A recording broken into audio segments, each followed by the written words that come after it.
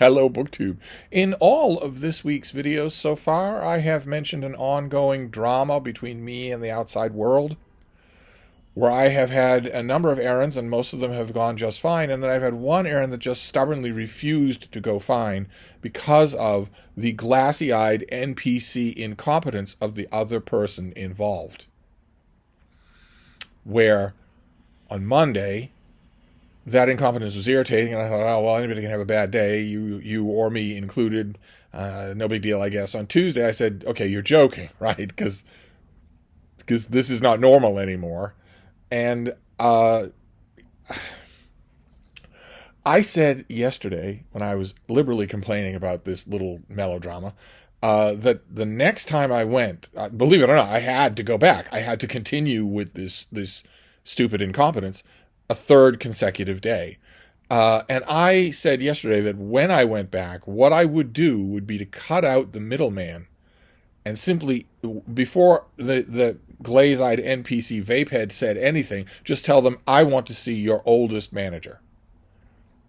Not because you've done anything wrong yet, but because I know you're going to do something wrong. You're checked out. You don't care about what you're doing at all. So I want to talk to your oldest manager who will care and who will make sure that this does not go on to a fourth consecutive day. And this morning I realized, a little bittersweet, that I owe all of you, but especially Gen Z, a sincere apology. Now, if you were born in the 21st century, if you are Gen Z, then you don't know what a sincere apology is. You know what an apology is. A fake apology. A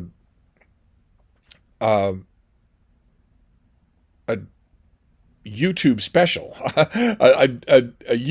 There are consulting firms that charge money for YouTubers to get out a ukulele or spritz their eyes with onion spray before filming starts in order to fake crying, in order to do a video that is not an apology. It sounds like an apology. The person is kind of sort of apologizing, but it is totally insincere, and it is meant to be perceived that way.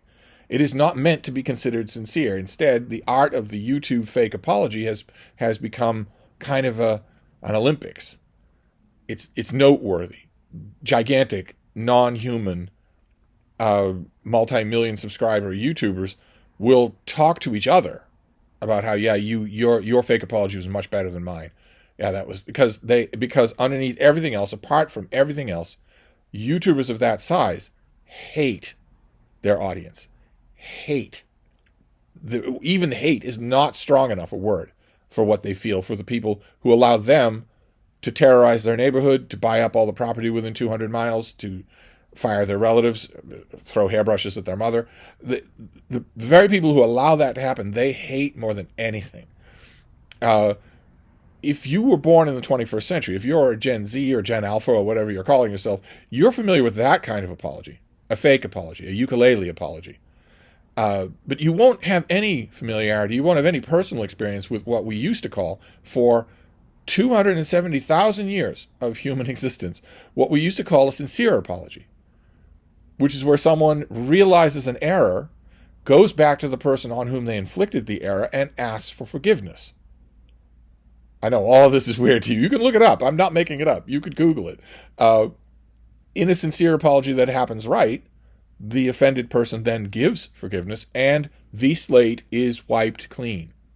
Now, I know that a lot of you, even in your early 20s, and when you're in your 50s, you'll pine for it even more, a lot of you, even in your early 20s, really wish there were such a thing. Because the way things are now, with all social media incentivizing hot takes and instantaneous reactions, and with no ability to walk any of those back, no ability to wipe the slate clean, you are eternally beholden from now until you die of lung cancer at 60. You are eternally beholden to literally every word that comes out of your mouth, no matter how inconceived it is. No matter how much more information you get. You are completely and eternally committed to every utterance you make. And the reason for that is because the social construct of the sincere apology has gone away.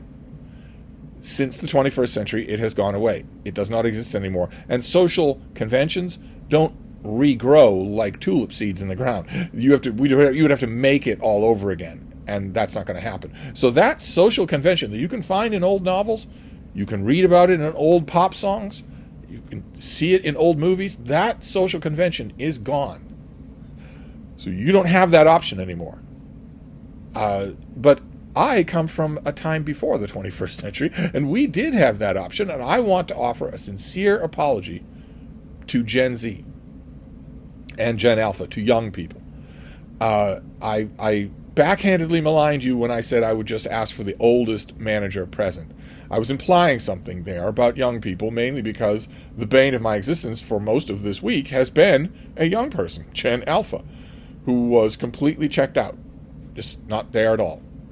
Not there at all, because I am sure at some point along the line, this person thought, well, I don't want to be here. I don't want to be dealing with customers. So the best way for me to show that or get mine back from the man is to be mulish every minute of every work shift, without seeming to realize that that makes the work shift longer and much more miserable. But anyway, I was reminded this morning when it looked like I was abutting against this problem yet again, an unbelievable third day. I was reminded this morning that actually what I really want in a situation like that is not the oldest manager. Because the oldest manager is probably an old person. And an old person can happen at any age. I'm sure you're familiar with what it's like. I'm sure that it is the psychic shock that a lot of brand newcomers have when they come to this channel. Because you take one look at me and you know that I'm as old as Mount Rushmore, and yet I am not old. In any of the ways that I'm talking about, I am not old. In a lot of the ways that I'm talking about, far younger booktubers than I are much older than I am. The oldest manager at this place would almost certainly be old in the bad way, in the way that you're familiar with. People who's let their minds plaque over. People who haven't had an original thought, haven't tried anything new, haven't had anything generous to say about anyone, including themselves, in 30 years. Why would I want to talk to that person? Why? I do not know. I guess I was just venting yesterday. So I owe you an apology, because of course, in a situation like that where there is any kind of a problem, the person I actually most want to talk to is a member of Gen Z or Gen Alpha who is not checked out. But there are plenty of them. There are plenty of those people. It's not endemic to the breed. It's not endemic to the generation. What I want is to find a Gen Alpha who is not checked out, but who is actually applying themselves to the world around them, actively engaged in the world around them, whether they want the job or not. And the reason why I want that person as opposed to anyone else is because, of course, that generation is orders of magnitude more intelligent than any generation that has ever existed. For all the obvious, slightly cybernetic reasons, that's who you want. And that's who I got this morning. Someone I've never seen before, who just swooped in, solved everything, did it easily, probably while he was mentally calculating the Riemann hypothesis or composing a song or whatever. I don't know, because Gen Z and Gen Alpha are weird. They're weirdly intelligent when they're not checked out. Now, I'm not criticizing either way, because I am perfectly willing to admit that the two generational groups before Gen Z and Gen Alpha have given Gen Z and Gen Alpha plenty of reasons to tune out. I'm not denying that at all, but I am happy to report and to apologize. I'm happy to report that my problem was solved this morning by the very generational group that I seemed to be maligning yesterday. So I wanted to start off with that. I went downtown and I did errands, including one where I was expecting the worst and got the best. And I also want to offer a little public service announcement, as I have had to do a couple of times. If you are on public transportation of any kind, if you are dealing with public transportation of any kind, so this isn't just specific to Boston, the rule is that when the vehicle comes to a stop, a bus, a crowded subway car, you wait for everyone to get off before you get on. You don't just start barging away in. The train or the bus is not going to leave without you. You wait for everyone to get off, and then you get on. Little PSA reminder, I know some of us can be harried or a little forgetful. You wait for the passengers to get off before you get on. Now, if you're being thoughtless and you're just, oh, sorry, I wasn't even thinking. Here, I'll step back and I'll wait for everybody to get off. Fine. But there are plenty of people who don't. There are plenty of people who barge onto the car intentionally. To hell with the rest of you. To hell with anybody in the world. The car's here, I'm getting on. As far as I'm concerned, I'm alone in the world. I want to offer a PSA to those people. As I have said many times before on this channel, if you reduce an ordinary, everyday occurrence to the law of the jungle, you can't whine when the law of the jungle goes against you. You can't say a word. You don't have a leg to stand on. You're on camera. If you reduce things to the law of the jungle, well, then you have to abide by the law of the jungle. And you know who doesn't like abiding by the law of the jungle? The losers don't. That's who. The losers don't. So, cry me a river. If that happens, cry me a river. If a crowded subway car pulls up to a platform and you're right there at the gap of the door, you're waiting, you're eager, and the first person to get out of that car is a gigantic old guy who has almost no sense of touch, 10,000 times more experience with unarmed combat than you do, and already hates you. It's your bad luck if the first person when that door opens, the first person, in other words, that you're going to bang into is that guy. Because you've turned this into the law of the jungle. And if he knocks you down and literally tramples on you, on your face, a foot on your face, well, he's part of a crowd. You won't be able to pick him out, and you won't have anybody to blame but yourself. Even if the transportation police were to show up, well, that's the first thing that they would say. Oh, yeah, you really shouldn't have tried to barge your way onto a crowded car. A whole crowd of people hit you. We can't identify any one particular person. Just a whole crowd of people hit you. Next time, when you get your face fixed, try not doing that. Just a public service announcement, okay? But I was expecting my errand apocalypse to go wrong. And so I mentally prepared myself for needing a little sweet treat, a little reward for going through it. And then it didn't go wrong. It went like butter. It was perfect. But I was still mentally conditioned for the reward. So I went to the Brattle bookshop. So yes, although some of you are going to find it hard to believe, I went to my used bookstore for the third consecutive day. Now, some of you have a local bookstore that would not support that in any way. I have had local bookstores like that. Shout out to the Haunted Bookshop. I have had bookstores like that where the stock changes maybe twice a year, maybe 4 times a year. But where the idea of going 3 days in a row would be ridiculous. You could do it, but you wouldn't come away with anything because the stock wouldn't change. There wouldn't be that much to choose from. I understand that. I have been in that position many, many, many times, but the used bookstore in question is the Brattle Bookshop in downtown Boston, and they're not like that. I know from firsthand experience back when I used to work, although I'm not retired, I used to work right around the corner from the Brattle, and I used to go every day. So even though my errand went fine, I did treat myself to the Brattle Bookshop. Now, I am not going back to the Brattle Bookshop this week. You know. But I went and I got a pile of books. I know that seems hard to believe, but I did. And none of them are paperbacks. They're all hardcovers. I held up well. And for those of you who were asking yesterday on Bag Tuesday, the Frankenstein bag, the bag that we Frankenstein together, it is also holding up just fine. It's a fine bag. It's even better than its predecessor. It's just delightful. It's better than its predecessor in one way that it has lots more places to put things, zippered compartments to put things, which at first I thought was, frou-frou falderall for daytime hikers, white wine hikers. But it turns out that's really handy. It's really, really handy to do. I always don't think that I carry that much with me. But the day can have surprises of its own. And when it does, if you get something that's the slightest way delicate or small, you don't want it in a bag that's being bashed around with hardcover books. So the bag is holding up well. I held up well, and I got a pile of books, all of them hardcovers, that I want to show you. So the first one is this. This is William Manchester's heartbreaking book, Portrait of a President.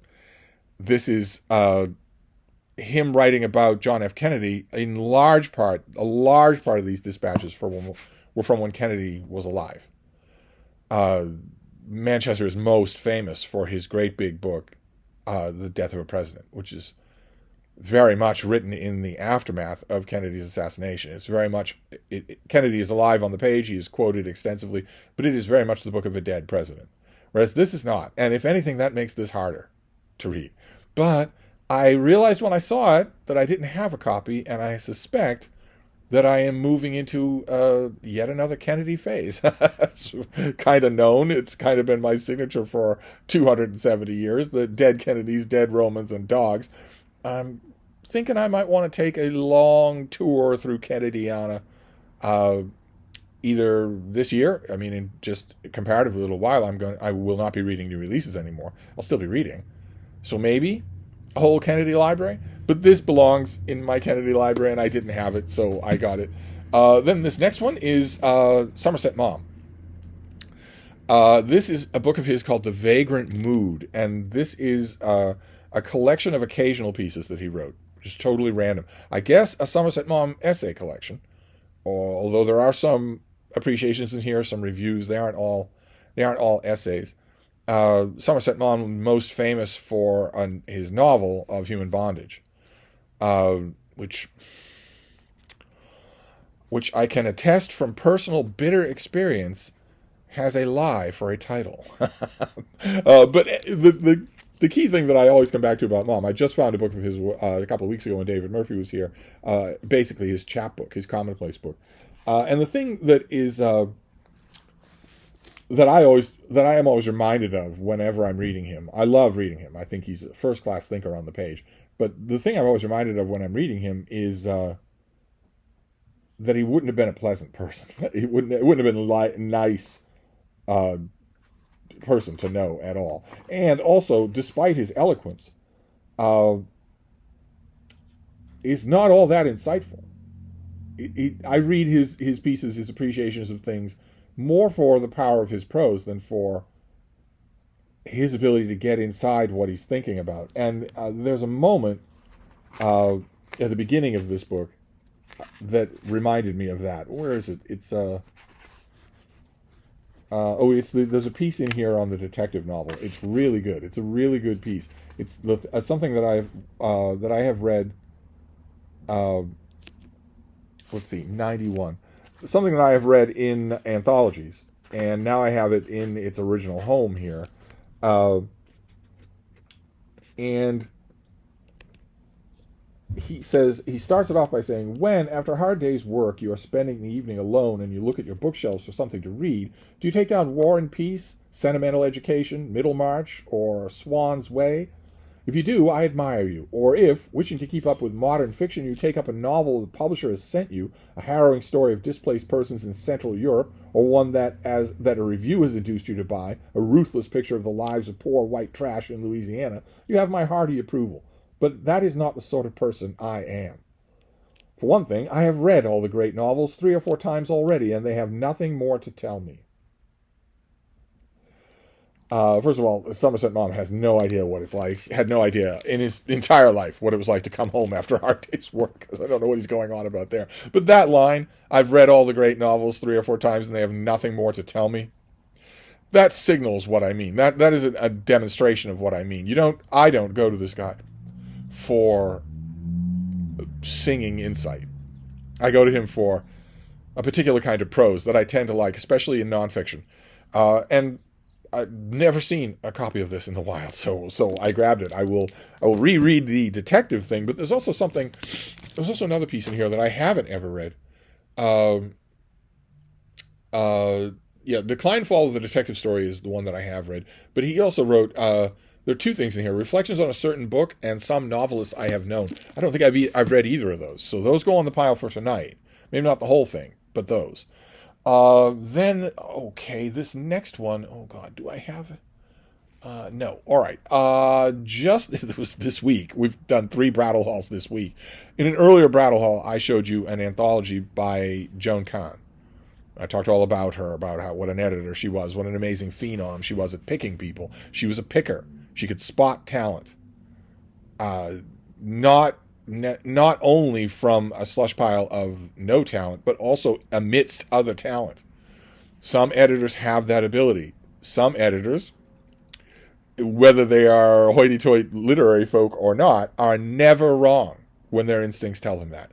The writer might let things down. The writer might go off to Tahiti or take vows or stop writing or whatever. But the person, the editor, some editors are never wrong. When their instincts tell them this is the real deal, they're always right. And she was one of those people. And I found an anthology of hers, and it wasn't the anthology that shot her to fame and fortune. And she was famous in the mystery and suspense world anyway, but she did this anthology, this particular anthology, and its selections, its balance of fact and fiction was so remarked on that everybody loved it. And then she did the sequel, which we saw the other day. And I remember thinking, the book that I was talking about was The Edge of the Chair. That was the anthology that caught everybody by surprise.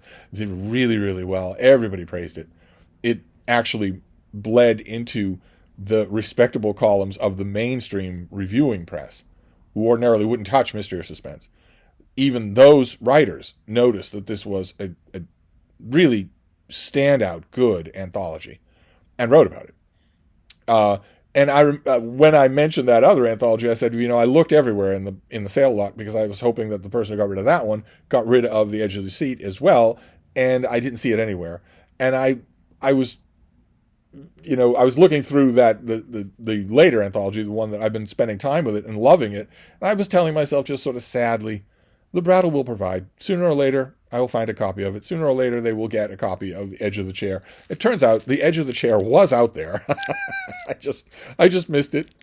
That's all. I just missed it.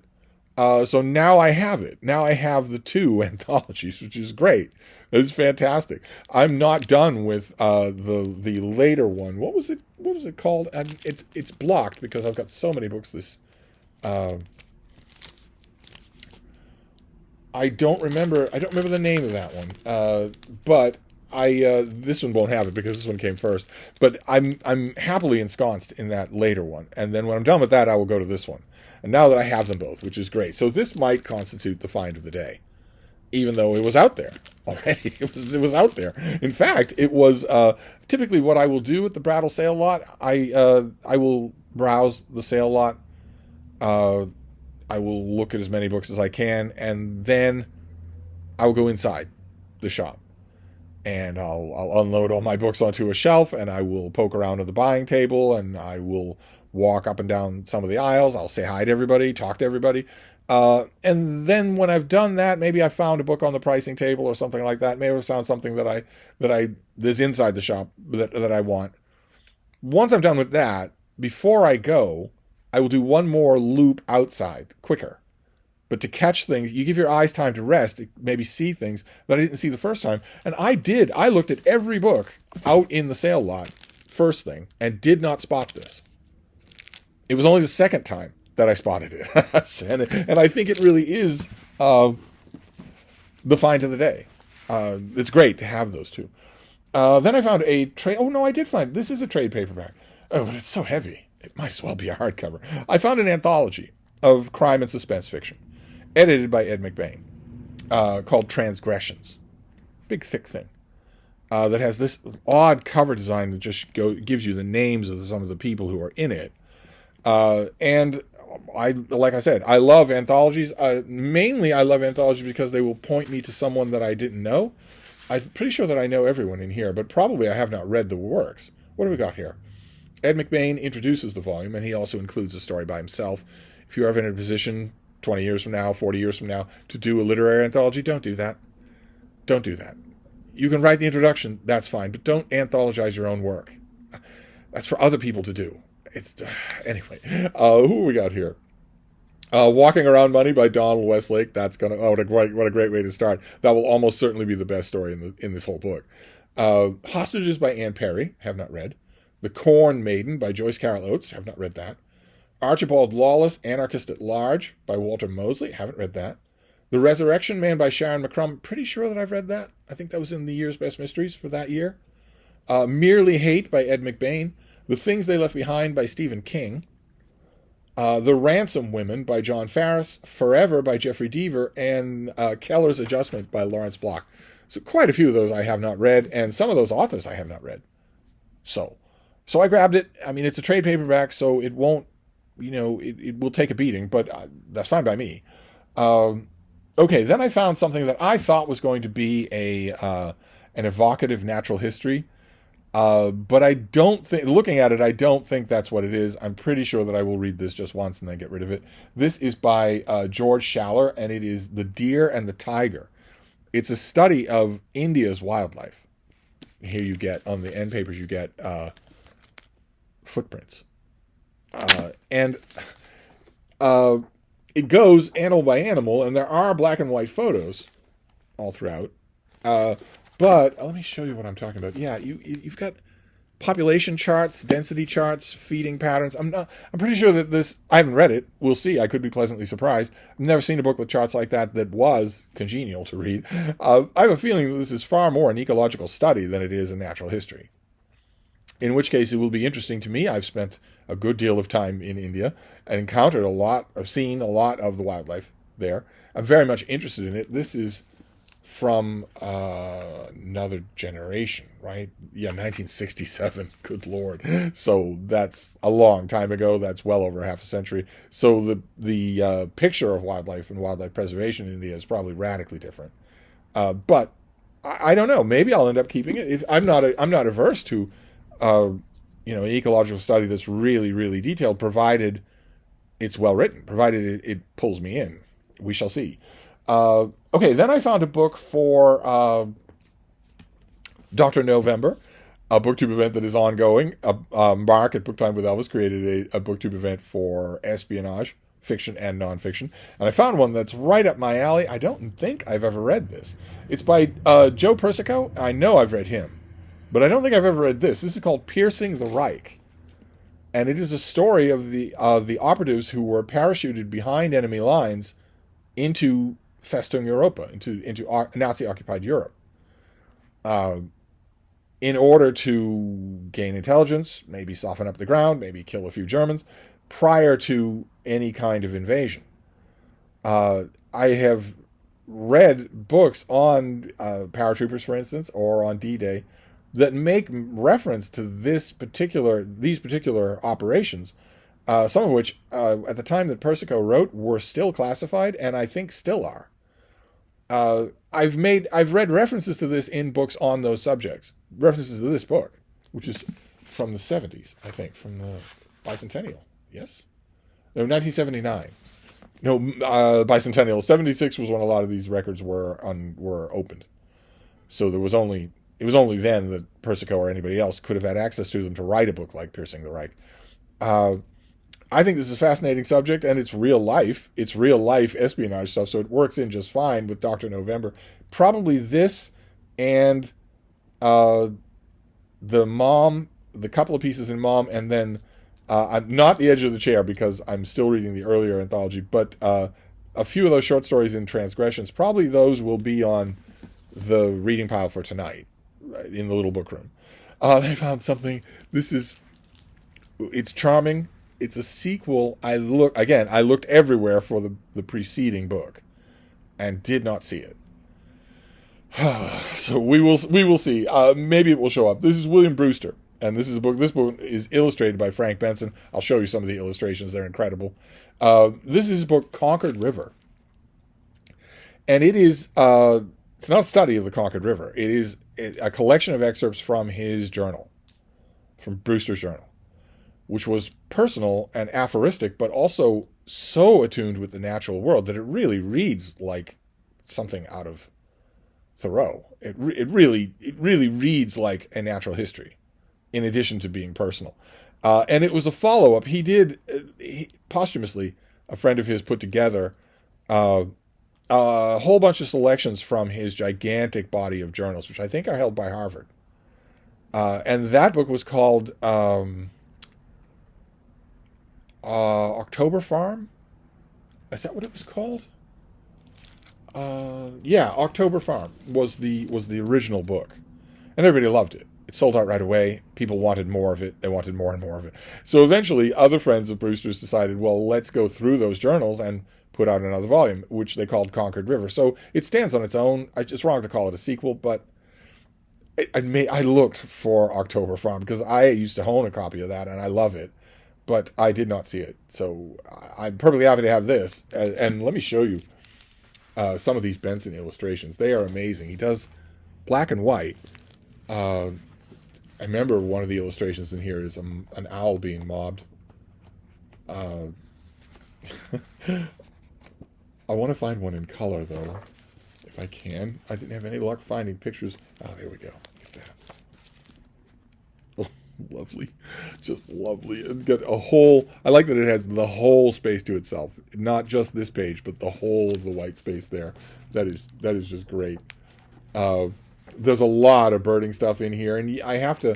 this is like from the very beginning of the 21st century, the 20th century. Look at that. There we go. I always have to tell myself when I read books like this that, of course, almost nobody went out into the world to explore the wonder and beauty of birds without wanting to kill them too. So I just have to make my peace with that, I guess, as much peace as I can. Then I found another American Revolution book. Remember, I found one the other day, The Wealth of a Nation to Be. And the more I've looked at that thing, the more I think that it would be a waste of time for me to read it. I don't think I'm going to understand anything about it. It doesn't seem to me to be quite a narrative history of the American Revolution. It seems much more to be an economic sampling of interest rates at the time. But at the shop this morning, I did find a narrative history of the American Revolution, and with a lot of padding on either side, a lot of foregrounding. And it's a book that I've owned before. I think I had a ratty trade paperback forever and ever. Haven't read it in eons. It's Don Higginbottom. It's his book, The War of American Independence. This is part of, what is this? The Macmillan Wars of the United States series. I really liked the look of this thing. My trade paperback looked terrible. It was really boring. And this is a history of all of the lead up to the war, all the illegal acts, the Stamp Acts and Tea Acts and Tolerable Acts, and then the war itself and the immediate aftermath. And Higginbotham is really good. He is a first-rate historian of the Revolution. So I did find, almost as compensation for The Wealth of a Nation to Be, I felt I was owed a narrative history of the Revolution. And then finally, the other day, I forget how it came up on BookTube, but the subject came up on BookTube of those particular books that just don't let you go. So you read them, maybe you reread them, and they just don't let go of you. I keep thinking, okay, well, I have critically assessed you. I know what your strengths and weaknesses are. So why are you still on my mind? Why? Is that my mind trying to tell me that I am wrong? That I'm missing something? Is that why I cannot close the book on you? I mentioned, you were supposed to, in this discussion, bring up examples of that. I think I mentioned Ancient Evenings by Norman Mailer, which I'm never going to read again. So I'd be willing to say that the door is closed on that one. But there's plenty of them in nonfiction, plenty of them in history. And this is one of them. I got a copy of this. I hauled a copy of this earlier this year, sent it out to one of you almost immediately. Thought, no big deal. I sent it out, but it's no big deal. Well, it is a big deal because parasocial relationships are supposed to work in the opposite direction. You're supposed to be sending things to me, not me sending things to you. But that aside, I thought no big deal because, you don't really like it all that much. It's a weird misfire and it shouldn't be. But it keeps nagging at me. And it's The Collapse of the Third Republic by William Shirer, the author of The Rise and Fall of the Third Reich, which I love. And I should love this as much or more. The Rise and Fall of the Third Reich is the lifespan of a thoroughly evil personality cult. A thoroughly evil nationalistic, make Germany great again personality cult. And that's a compelling story. But this is the story of a nation being crushed by that very thing. It ought to be every bit as compelling. It's almost as long. And yet, every time I read it, I've probably read this 4 times. And every time I read it, I keep waiting for it to gel the way The Rise and Fall of the Third Reich does. And it never does for me. I'll be damned. I got another copy at the Brattle today, almost like the gods were daring me to try it one more time. So this is not going out in the mail to anybody. This is an next library copy. This is staying with me, and I'm going to grapple with this thing. Again, in a little while, a month, I am going to fade away from reading new releases, but for a while after that, I am still going to be reading. And that's a perfect time to grapple with this thing and figure out what I actually think about it. After all these decades, figure out what I actually think about it. So there you go. I went to the Brattle again. I treated myself even though I didn't need it. The real treat was that Gen Alpha warrior coming in and saying, I see what the problem is here. I can fix it while I'm also mentally running code. Because Gen Alpha is not only smart, but smarter than any generation that has come before. How could Gen Alpha not be? The ones who are on, the ones who aren't checked out, how could they not be the smartest generation of them all, considering they're the generation most, in all of human history, they're the generation most free of societal indoctrination of any kind, whether it's religious or anything else. 2 kids and a white picket fence, a job and a gold watch, and when you retire, they don't even know what that means. They are the most free from cultural indoctrination of any kind. They are the most bombarded with mental stimulation, and they have the highest and easiest access to all the knowledge that has ever existed. Naturally, in order even to cope with that avalanche, they are going to have to be smarter than anybody. And I saw that in action this morning, and I was relieved. So there you go. That is a Brattle haul. That is also the last Brattle haul of this week. Okay. So we have The Rise and Fall of the Third Reich was, I am going to win against this book. I'm going to figure out what I think about it. From hell's heart, I stab at thee. For hate's sake, I spit my last breath at thee. I am going to figure this out. Or David Murphy's going to pay for it. Then Piercing the Reich. The small handful of operatives, of Americans, who parachuted behind enemy lines in occupied Europe. We have Don Higginbottom. We have his history of the American Revolution. We have The Deer and the Tiger, a thorough study of India's wildlife, the jackal, the tiger, the sambur. We have Transgressions, edited by Anne McBain, a bunch of crime and thriller stories. We have The Conquered River, by William Brewster. It'll be a really charming read on its own, and I can hope that I'm greasing the wheels and maybe the Brattle Gods will get me the previous book.